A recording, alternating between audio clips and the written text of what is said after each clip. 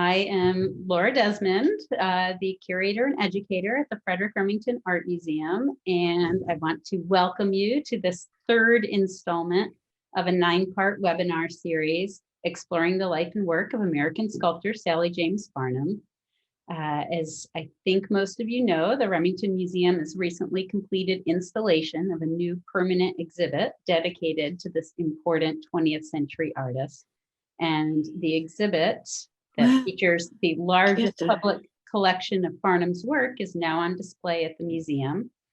The exhibit was made possible by a generous gift from the Robert F. and Eleanora W. McCabe Foundation. And special thanks also go out to Michael Reed. I see you here today, the researcher behind the Farnham Catalog Raisonné project, who's been my chief source of information and archival materials through the process of curating the exhibit and these webinars. So thank you, Michael, as always. So one of the ways that the Remington Museum keeps Remington relevant is by working to better understand and appreciate his artistic legacy. And Sally James Farnham's career is part of that legacy. Today's webinar explores the relationship between Sally James Farnham and Frederick Remington, examining the many interests they shared, the ways in which Remington encouraged Farnham at the start of her career, and the ways that many of her works are in direct conversation with Remington's work. I'm setting aside time for questions and answers at the end, so please save your questions or put them in the chat and we can get to them. And also a suggestion for being able to best see the images that I'm sharing on the screen. Next to your viewing Laura Desmond's screen should be view options with an arrow for a drop-down menu. And if you try selecting fit to window, it should resize the slides to what's available on your screen. So the relationship between these two artists is the focus of one of the areas in the Farnham exhibition. We enjoyed titling this area Ogdensburg's Other Great Sculptor, since it allows the viewer to determine who's the primary and who's the other of the two great sculptors.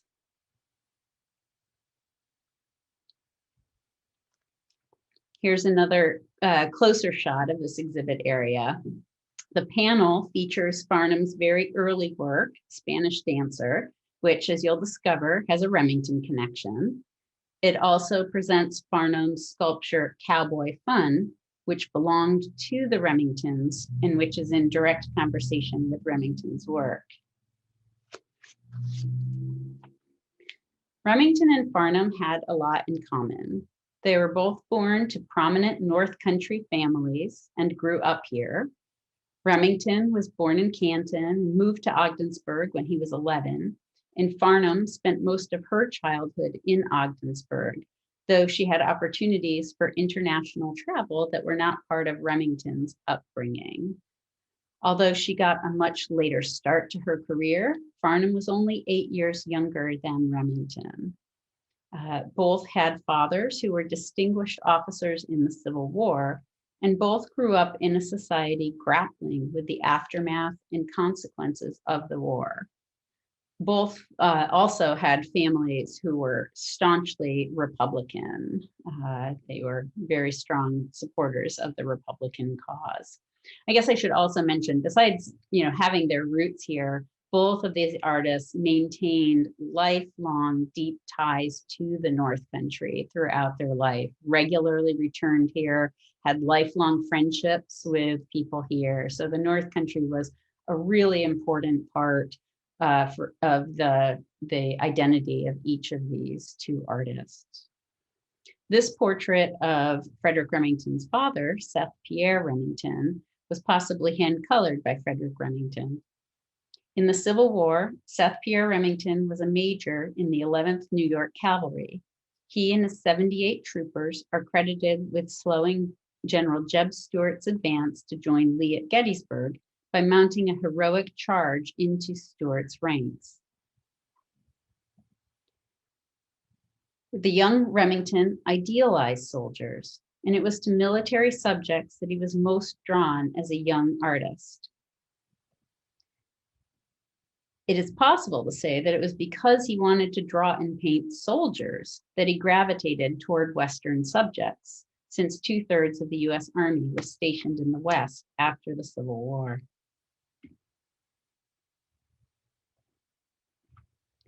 Farnham's father, Edward James, was also an officer in the US Civil War, first as lieutenant of the 50th Infantry Regiment, New York State Volunteers, then major of the 60th Infantry, New York State Volunteers, then colonel of the 106th New York State Volunteer Infantry Regiment in the Virginia campaign.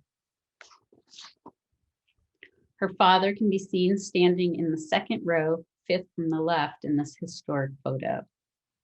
Farnham herself and her entire family were very patriotic, with a distinguished record of military service.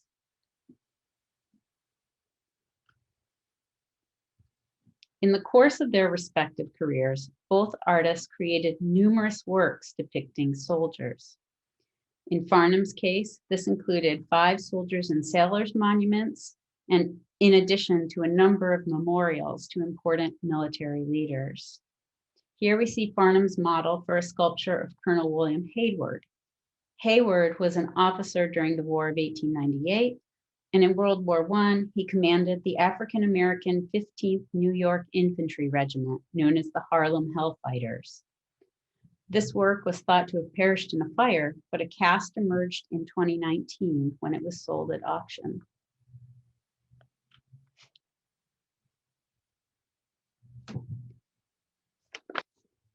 Remington's works depicting soldiers number well over 1,000. Up until the late 1890s, his work tended to treat soldiers heroically, to idealize them. But his experiences in Cuba during the Spanish-American War, when he witnessed firsthand the suffering, destruction, and death of war, opened him up to more complex treatments of military subjects.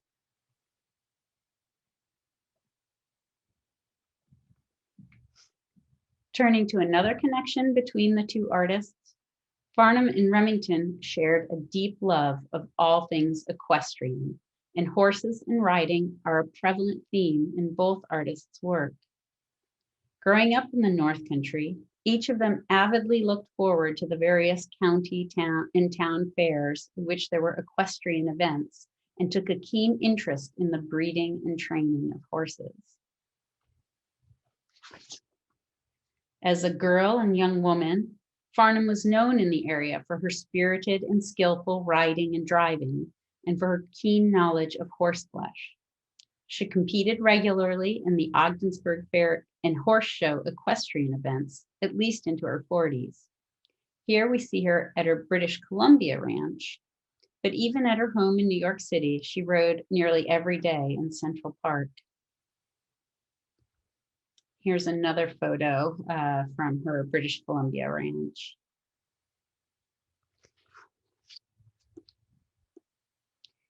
It's unknown exactly when the friendship between Fred and Sally developed from the acquaintanceship that seemed to have existed in the 1890s. But by 1901, when this letter was written, the two seemed to be familiar friends.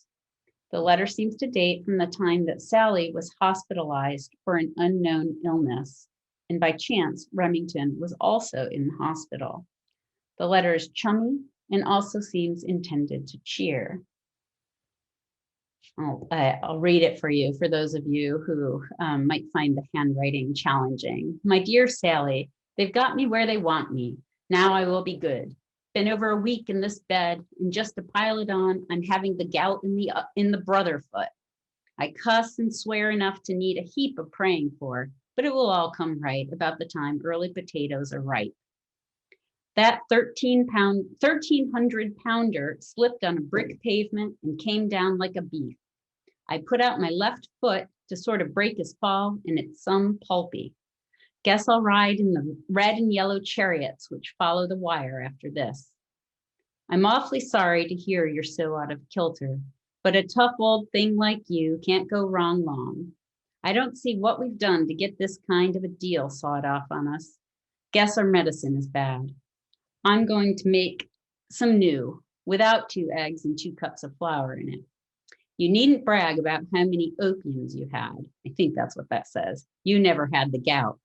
Cheer up, Sally. It may not be true. Yours faithfully, Frederick Remington. Forgot to say, busted me thumb also. Makes my pen wobbly. It was during this stay that Sally's artistic career began. In the words of her friend, the critic Alexander Woolcott, the discovery of her talent was not only late, but comically casual. Given some plasticine to relieve the boredom of bed rest, she began to sculpt and found she was good at it.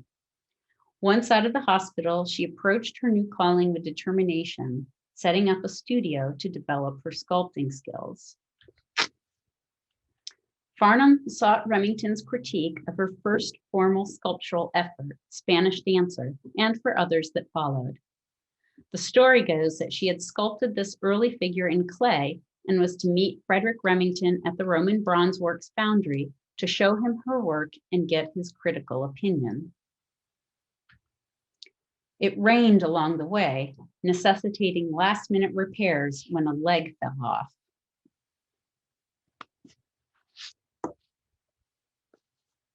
On the wall of the exhibit is a quote said to be Remington's response to Spanish Dancer. She's ugly as sin, but full of ginger. Keep it up, Sally.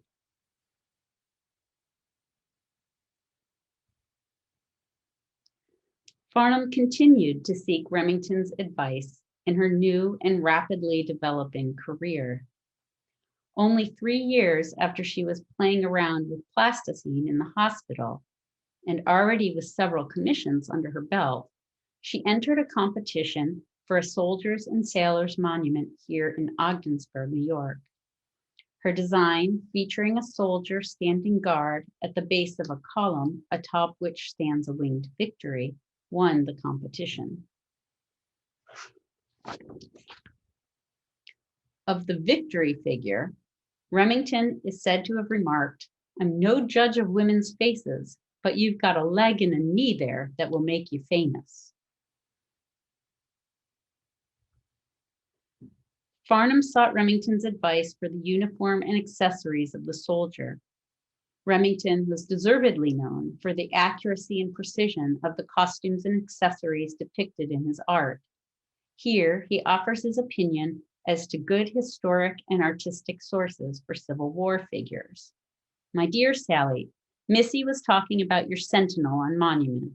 First, his gun must not be on the ground if you want the sentinel idea. The only good Civil War art material is Forbes's etchings and Winslow Homer's illustrations in war numbers of Harper Weekly. All else is misleading. Why don't you put him in marching order? Blanket roll, haversack, canteen, etc. Tuck his breeches in his socks and don't make him slick. Give him long hair, curled forward over the ears. Don't have much in his haversack. Pantaloons very full and wrinkled. Fix his bayonet. Springfield muzzleloader. And above all, never mind what old soldiers tell you, because this one had that and this issue without end, but the things they describe were not general, uniform, or typical oftentimes. They were all kinds of things issued, but which did not survive. The last of the war was fought with merely a poncho, rubber, and no blanket. Go to Bowerman's on Broadway for your stuff and get a Civil War haversack. They were unlike the new ones in use now." I enclose a rough sketch, which may help you a little. If you don't have that soldier so he suits me, I will slander your damned old monument.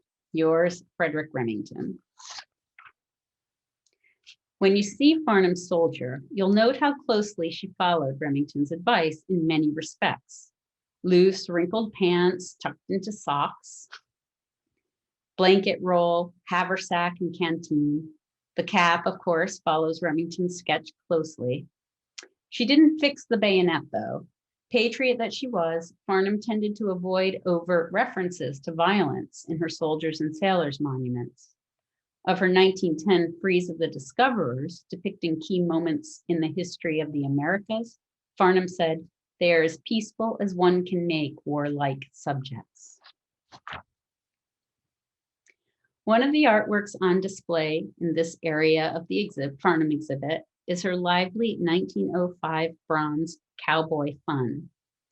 This sculpture belonged to the Remingtons and has been at the museum since the time of Eva Remington's founding bequest. It's unknown whether Remington purchased the sculpture from Farnham or if she gave it to him in gratitude for his encouragement and guidance. The work not only expresses the love of horses and riding that Farnham and Remington shared, but it is in direct conversation with Remington's work, such as this early pen and ink drawing created as an illustration for Theodore Roosevelt's Ranch Life in the Hunting Trail. Here's the sculpture as you see it in the exhibition. It's a playful and exciting work, provoking admiration for the cowboy's skill.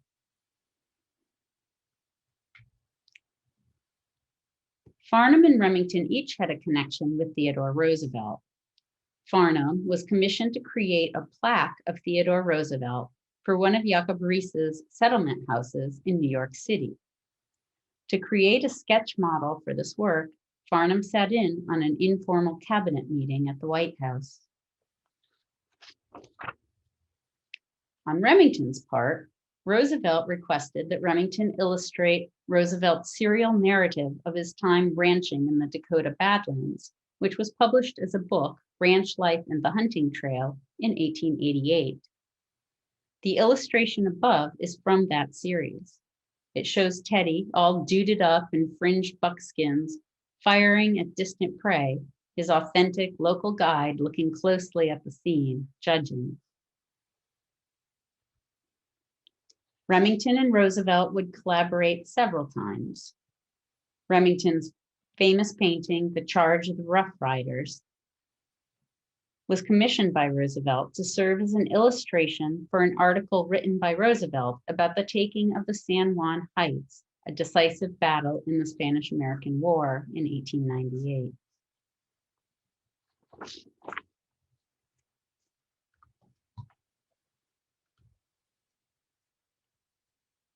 In this letter to Theodore Roosevelt, Farnham not only recalls when she sculpted the president, but also pays tribute to Remington's significance in her artistic career. She writes, "My dear Colonel Roosevelt, just almost 10 years ago, one wonderful morning in Washington, you sat for a bas-relief portrait that I made for the boys of the Reese settlement. It was in the midst of an informal cabinet meeting and one of the red-letter days of my life. I see by the papers that there's to be an equestrian statue of Buffalo Bill and that you are, I believe, honorary chairman. I'm hoping for an opportunity to make a sketch model for it. Frederick Remington was a friend of mine from childhood. In fact, he was responsible for my fitting into art. Finishing his last piece, The Stampede, he filled me with the romance and picturesque beauty of those days that have passed, and I'm longing for a chance at this monument, as much for his sake as my own. I'm sending you under separate cover a photograph of the sketch model of the Bolivar statue for Central Park, on which I'm working now. Thanking you, I'm sincerely Sally James Farnham." Farnham and Remington had other acquaintances and artistic subjects in common.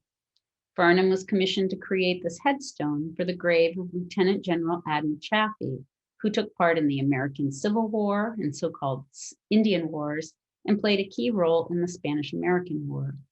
He was the Chief of Staff of the United States Army from 1904 to 1906. This sketch, drawn by Remington during his time in Cuba during the Spanish-American War, shows on the left General Chaffee dictating orders from his tent, field tent. And Harper's Weekly published this finished drawing of Chaffee by Remington. Another mutual friend of Remington and Farnham was the political cartoonist and fellow horse enthusiast, Homer Davenport. Davenport shows up in the Remington's guest book, People I Know. And here's Davenport's sketch of Remington from the same guest book. In 1914 or 15, Farnham was approached regarding a Silverton, Ohio memorial, possibly a fountain, in honor of Davenport. Unfortunately, contributions soon dwindled with the onset of World War I, but it's a great model. I love not just the tablet and pencil, but the little dog resting its head on Davenport's knee.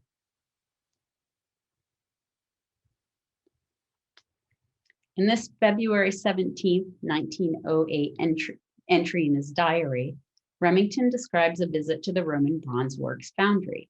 Saw my big horse set up in plaster. Sally Farnham came in. She has a splendid soldier monument there, also in plaster.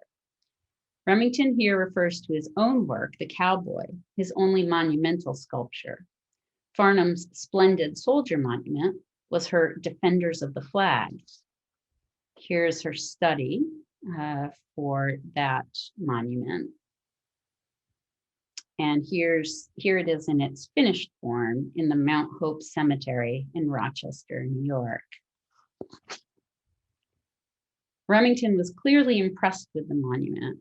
In this undated letter to Farnham, he writes, "My dear Sally F., I keep a scrapbook in which I paste photos of sculpture, and damn yours, and yawns for one of the sergeant, it yawns for one of the sergeant and bugle boy, if you have one, but I suppose a photo of the bronze will be much better than the plaster. However, remember me when the distribution comes. Yours, Frederick Remington." In 1908, Farnham was asked to produce a complex, multi-piece bas-relief frieze for the new Pan American Union building in Washington, D.C. The Frieze of the Discoverers is a set of 7 panels depicting key moments in the history of the Americas. The panels are 33 inches high. The 2 at the sides are 25 feet long, and those at the end, 9.5 feet long. Here's a representation of each of the panels with their subjects. Farnham did extensive historical and cultural research for her panels, examining museum and archival collections and corresponding with representatives of South and Central American governments about the work she was creating. She again turned to Remington for advice on the matter of historically accurate representation of the Mohawk and Huron figures on the panel dedicated to Samuel de Champlain. "My dear Sally, the Mohawks roached their hair and wore a quilted mail of bark. Of course, in Champlain's time, we know little about them. Only be sure they did not wear the war bonnet of feathers of the northern plains. Every idiot artist lugs that in and immediately yells, he knows nothing of Indians.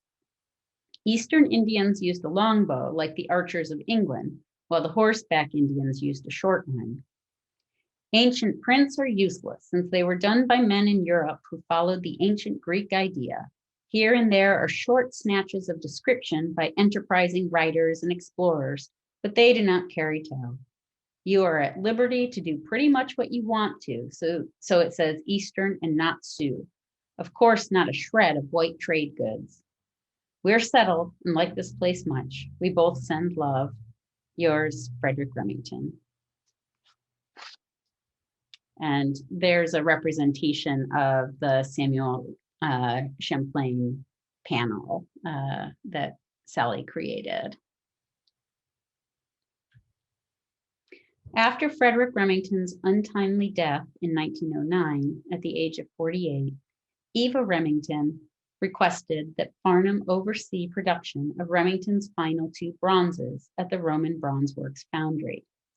This gave Farnham the opportunity to become intimately familiar with Remington's work in sculpture.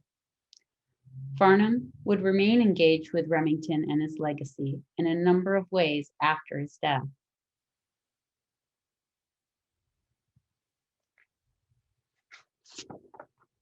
In this letter to John Howard, close friend to the Remingtons and executor of the Remington estate, Farnham addresses several points of business. There's some business about her copy of Remington's sculpture Paleolithic Man. Apparently the Roman bronze works is after her, perhaps to make more castings of it. She regrets that the Remington's models at Roman bronze works will be destroyed. She understands that it will probably increase the value of the extant work, but laments that it will take it out of reach of the appreciative public who loved Frederick so much. And you'll note she continually misspells Frederick, puts a K at the end throughout her correspondence with him. And then she inquires into whether there's some interest in creating large-scale monumental versions of Remington works, suggesting that she's the person for the job, if so. In this interesting tidbit, Farnham is asked for snapshot answers to a number of questions for a publication. Among the many fascinating answers, and it's really a great document, we see that her response to the favorite painter question was Remington, though if you look on the right in the final printed version, this is changed to her close friend, the artist Nasa McMain.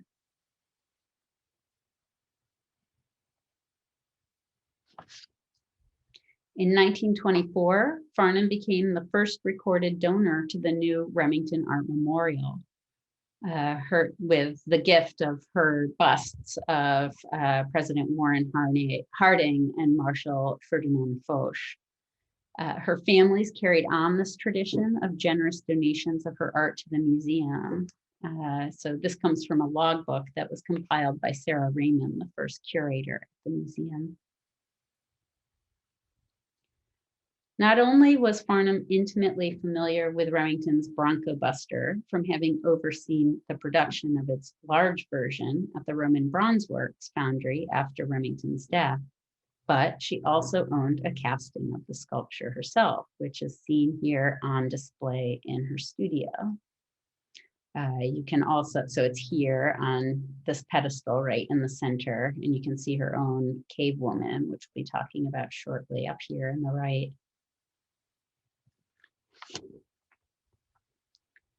Turning to Farnham's continuing artistic engagement with Remington, we already saw her early cowboy fun, which seems in direct conversation with his work. She sculpted several bronco busting figures herself in the course of her career. Here we see her Sunfisher.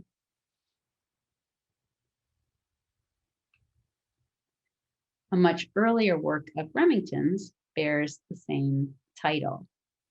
So this is Remington's Sunfisher.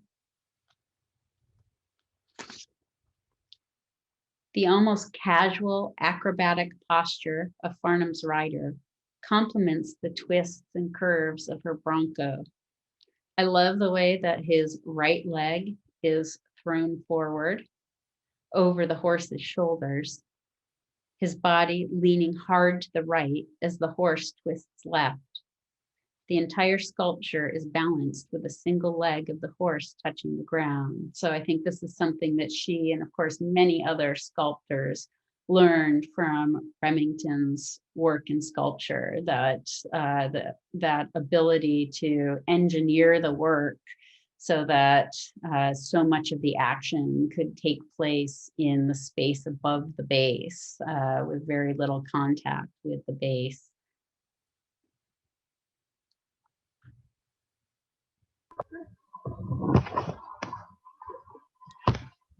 Another Farnham Bronco buster. Turn the sound off. Another Farnham Bronco buster is Scratchin'Him. It dates from the same period. Again, a work that very much celebrates the athleticism and skill of both the horse and the rider. In this, the rider has his left leg in its woolly buffalo chaps drawn up high along the left flank of the horse, just as the horse's left rear leg is also drawn up. It's really a fun and exciting composition, and so beautifully laid out in space. Here you can see the model for that work, so that you can get a few other angles to see exactly how she's suggested the strength of movement of the two figures. Farnham's energetic work captures, again, that athleticism and focus of the horse and rider. I think that her cowboy sculptures share with Remington's an intimate familiarity with horses and riding that in both cases is grounded in their own deep experience on horseback. They convey a visceral sense of the communication between the horse and rider, the physicality, energy, and balance of the dynamic between them.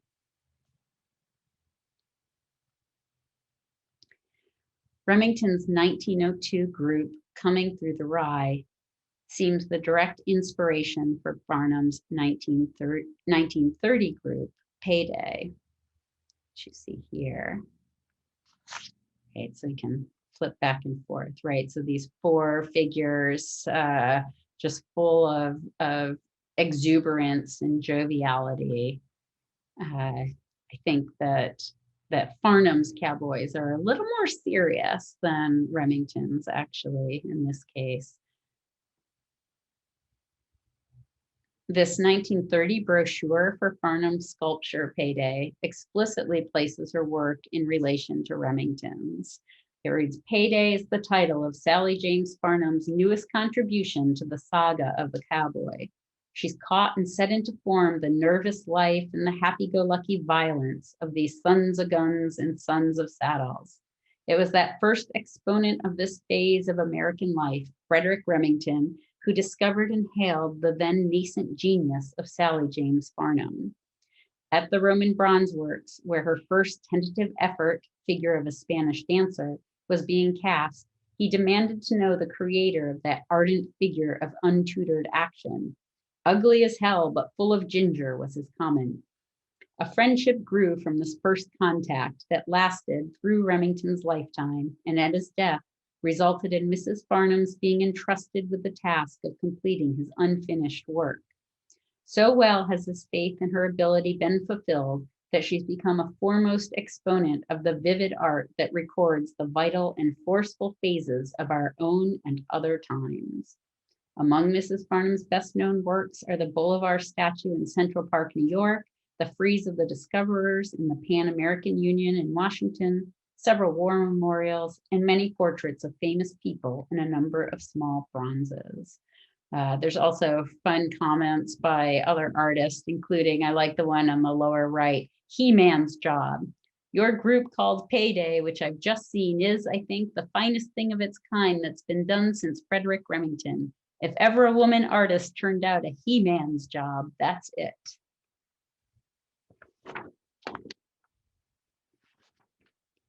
Farnham considered this homage to Remington's Coming Through the Rye to be, quote, "one of her good works." Plans to execute the sculpture in monumental scale in Los Angeles never materialized. Farnham copyrighted and sold as independent works each of the four equestrian figures in Payday. So she referred to this one as Rearing Cowboy. So the copyright notice has each of the four separately copyrighted with a title and description.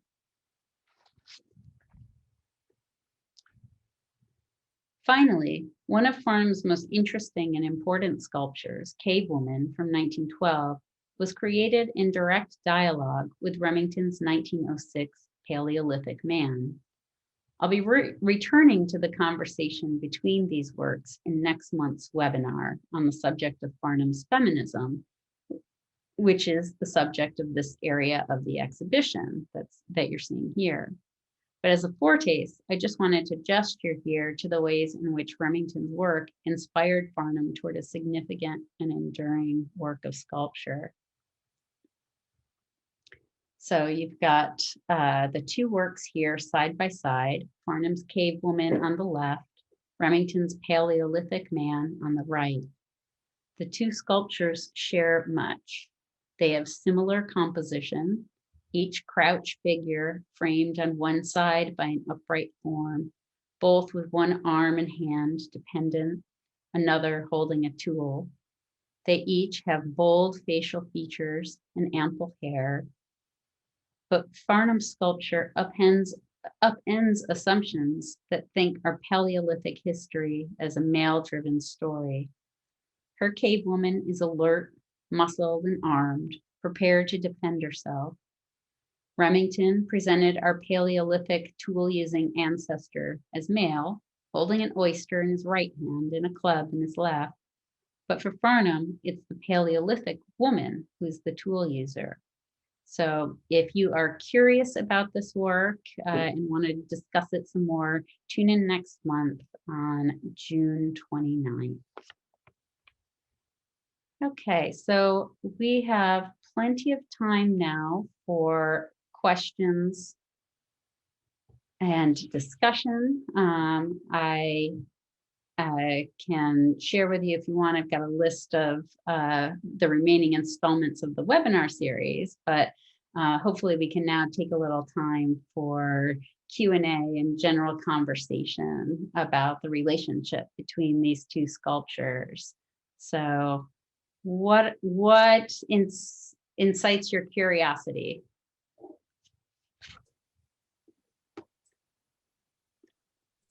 So the two things. One is I want to thank you for a wonderful presentation. I was glued the whole time and you did a great job.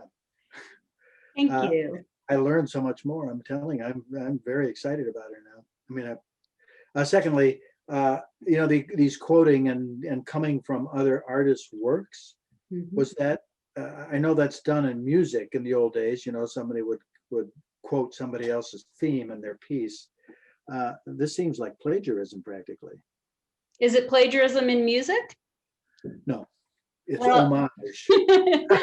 I would say the same thing, the same rules apply in visual arts, that, you know, that you can be riffing off of another artist's creation and responding to it and, you know, acknowledging what it's doing, maybe maybe arguing with it, maybe updating it. There's all different ways that I think you can think of that kind of illusion in visual arts, just like you probably can in music. That's my take, but maybe other artists, maybe artists here have, you know, want to add something to that conversation. But that's the way I think about it. It happens all the time in art history, and in fact, we'll be talking about in the next webinar, the cave woman and Paleolithic man are also in conversation with an earlier, very influential and important French sculpture by Emmanuel Fremier, the gorilla carrying off a woman. And so, you know, this is a whole conversation that takes place between art, you know, between artworks, that they are having a conversation that we're party to and join into when we notice the relationships between them. Thank you. Yeah, I just want to say it was an excellent presentation. I too learned so much. But I was also wondering, are any of her descendants still maintaining any connection with the Remington Museum? Absolutely, they are. You know, I want to say that I believe that we've got one of them here in the webinar with us. James McMahon is logged on today, joining the museum, and is a supporter of the museum and the exhibit. And we've had really great support from other members of the family in making archival materials available to us for the exhibition and general curatorial research on Farnham and her artwork. So yes. Thank you. Yeah. What other questions or comments might you have?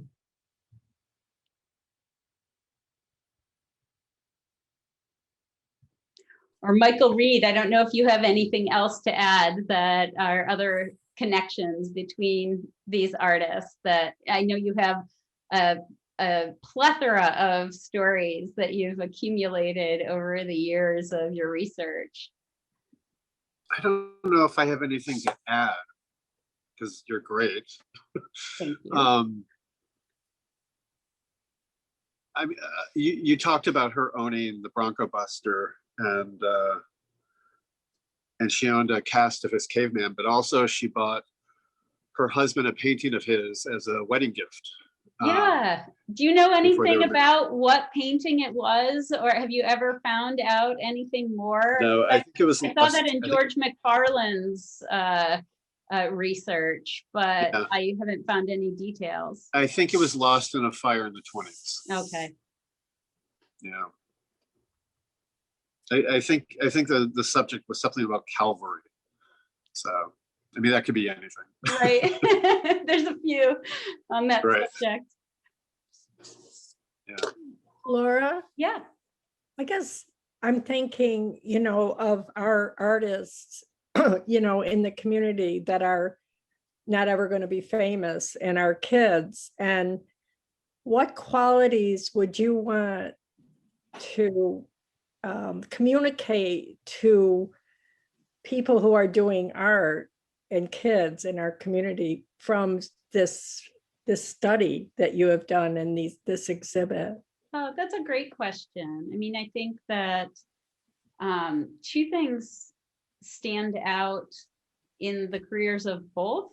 I mean, that's shared between these artists is a sort of love and exuberance for their art making would be one thing. That it's clear that I mean, I think in Remington's case, there's also a compulsiveness that's part of that. And, I'm not sure that I would say that's something to cultivate necessarily, but I do think that, that both of them often took great joy in the works that they, when they were actually sitting down at work, they were completely absorbed in what they were doing and enjoyed it. I think also the dedication and hard work, the sticking to it and just making work all the time that made them, in each case, get really good, really fast from being untrained artists, largely untrained artists, that they started out and probably, their first efforts were not perfect, but they kept at it and ended up very quickly getting really good and really famous, in both of their cases, quite fast at the start of their careers. So I think that those are definitely two qualities that I think are maybe inspiring and helpful for young artists or people who are just starting out in an artistic career. I'll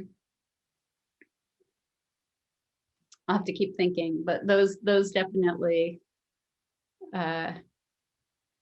seem shared between the two of them. Yeah, Laura.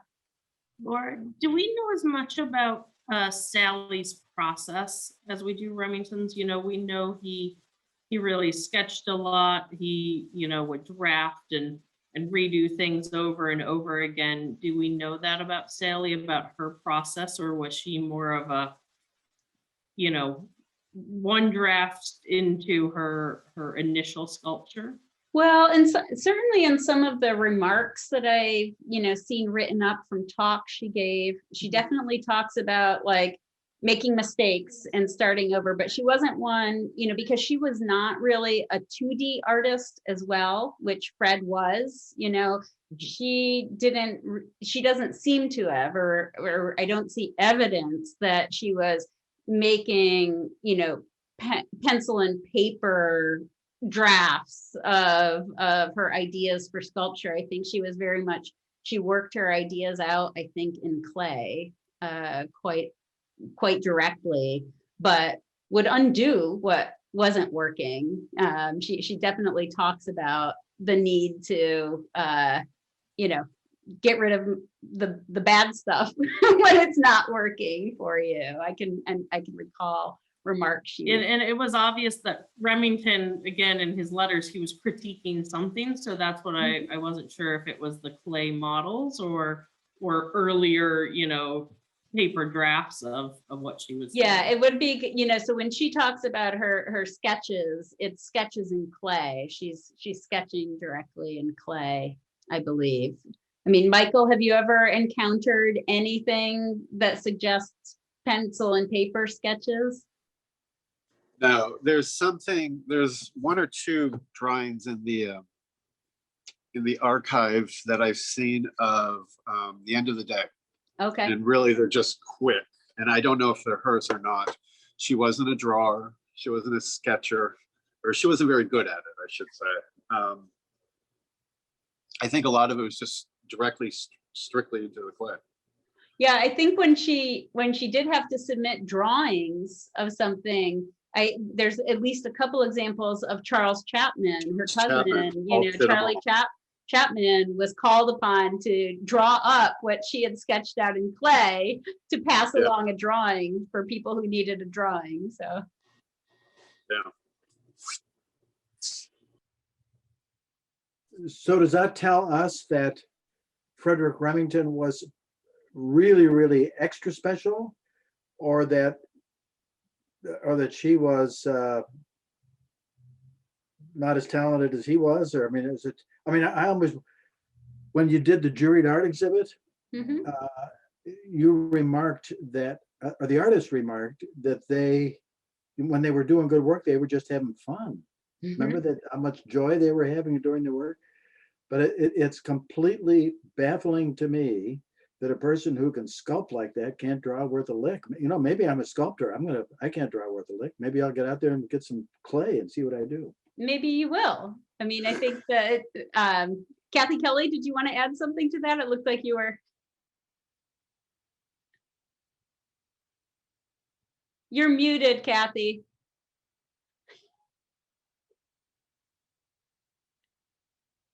Kathy, you're still muted. Let me see if I can unmute you. There you go. Okay, so Norman Rockwell, right, from Massachusetts. Was it Norman Rockwell did all the little people from the community? Well, he could not draw from life at all. He had to take pictures and draw from the pictures. So artists must be very eccentric in their process and skills. Yeah, I think that it's true that there is definitely, I think, a bias in the academic tradition of art toward drawing that says if you can't master drawing, you're not really an artist, right? That says that's the foundational skill, and without it, you can't be good at art. But I think we have lots and lots of examples of great artists who don't draw, who make really great art. So I think that we should take that academic bias with a heavy dose of salt. I do think that, I think Remington didn't really have the idea even of sculpting until another person noticed his ability to draw in the round, basically, that he could imagine things from every angle and draw things from any point of view, and said, hey, you should try your hand at sculpting, right? So it was something, and this gets at what Kathy was saying too, like about the eccentricity maybe of some artist brains. Like there was something maybe about his perceptual abilities, or the way that his spatial sense translated to his motor skills. I'm getting into areas that I'm not an expert in, but that enabled him to do that. Whereas, clearly Sally had this direct sort of ability with her hands to create these things without it being filtered through some two-dimensional representation of the thing that she was conceiving. But I don't think that makes her a less good artist. I think it's just that's her process. And it's different from some other artist process. That's my personal opinion.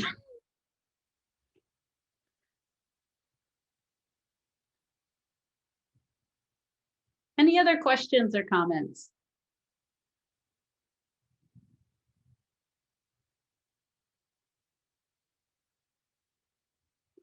All right then. Well, certainly we'll be returning to Paleolithic Man and Cave Woman next month as part of a larger exploration of Sally's feminism.